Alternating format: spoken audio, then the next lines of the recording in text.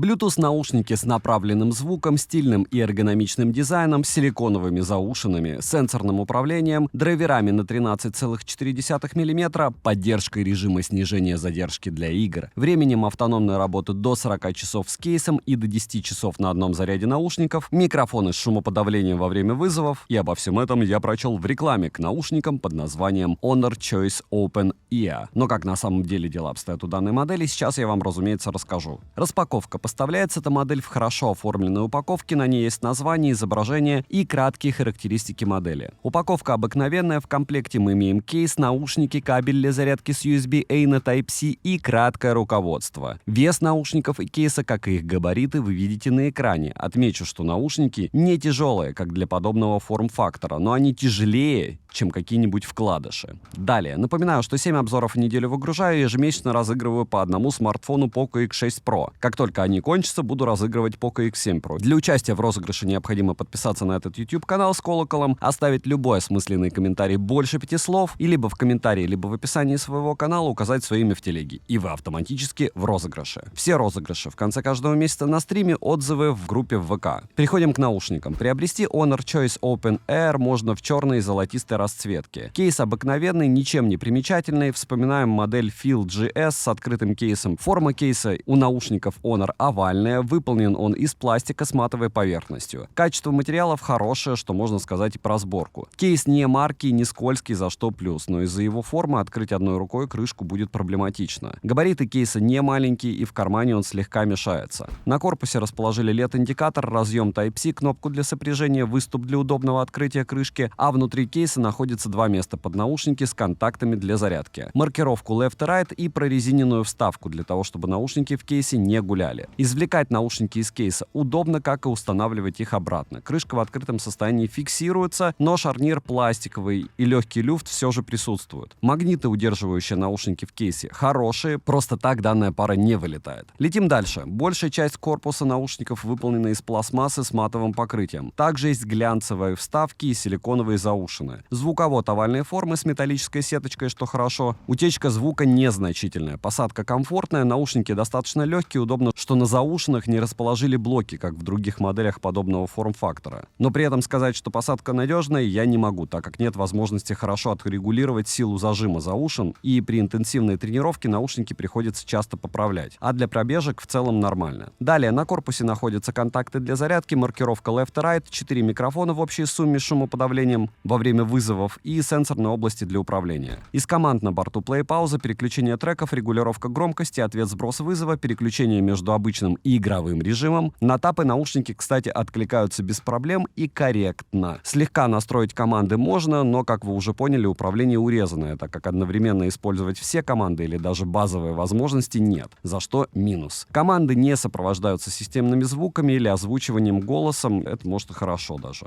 Далее, оснащена пара динамическими драйверами на 13,4 мм, частотный диапазон максимально стандартный от 20 Гц до 20 кГц. По кодекам есть поддержка AAC и SBC. Из полезных функций на борту есть эквалайзер с двумя предустановленными эквалайзерами, но кастомного нет. Заряд наушников в шторке отображается, и при изъятии наушников из кейса они автоматически подключаются к ранее подключенному устройству. Датчиков автоматической паузы нет, как и нет мультипоинта и других вспомогательных функций. Далее, емкость аккумулятора кейса 600 мАч, а одного наушника 60 мАч.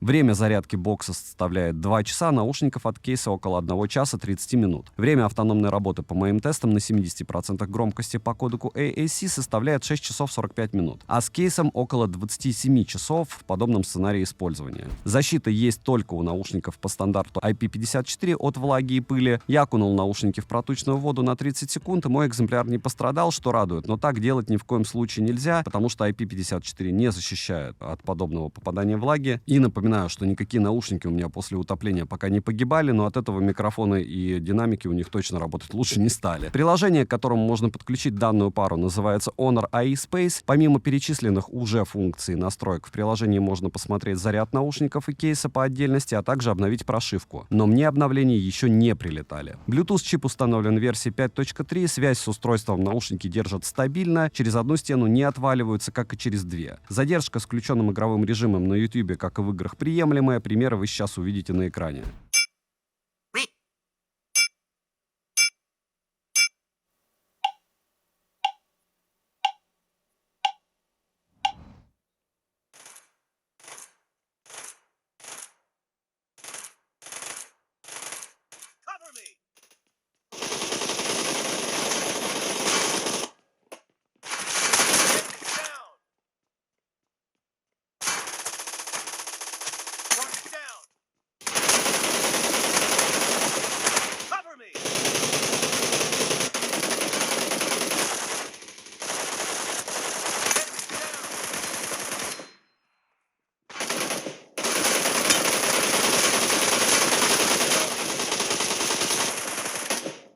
Микрофоны меня не особо порадовали, но для разговоров в не особо шумных локациях данный микрофон в целом достаточен, но не больше. Пример работы микрофонов беспроводных наушников от Honor и насколько они хороши, решать вам. Разумеется, Honor Choice Open Ear плюс-минус такие же по микрофонам, как и их конкуренты. Конкурентов, благо, достаточно. И у Amazfit есть, и у Xiaomi есть. Плюс-минус так вас будет слышать собеседник. Звучание, запас громкости хороший. Лично мне было достаточно 75% для прослушивания музыки на улице. Звучание можно отнести к плюсам, так как с учетом открытого типа наушников с направленным звуком и без вакуума данная пара выдает хорошо сбалансированное звучание. В нем присутствуют приятные высокие частоты, неплохо проработанная середина и даже какая-то глубина за счет низких частот. Звучание однозначно не плоское, и для тренировок данная пара подойдет. Тут уже, конечно, необходимо обращать внимание на плотность посадки, так как эта пара сидит в ушах не так уверенно, к примеру, как C30i от Anker Soundcore или Amazfit Up. Минусы: плохо реализованное управление, нет полноценной системы регулировки заушен. Цену можете посмотреть по ссылке в описании к видео. Не забудьте подписаться на телеграм-канал скидок, взаимопомощи и мой личный телеграм-канал по ссылкам в описании. Там много всего полезного. Резюмирую. Honor Choice Open Ear